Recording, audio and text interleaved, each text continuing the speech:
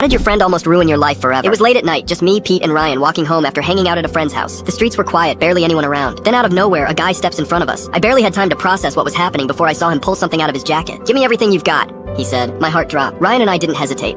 We pulled out our wallets, our phones, anything to make it out of there alive. But Pete, I can't believe what he did. Instead of handing his stuff over like a sane person, Pete sighs, actually rolls his eyes and says, "All right, fine, you can take my cash, but can I at least keep my ID? I really don't want to go to the DMV again. I've never felt closer to death in my entire life." Ryan and I both turned to look at him like he had just lost his mind. The guy looked just as confused. "What?"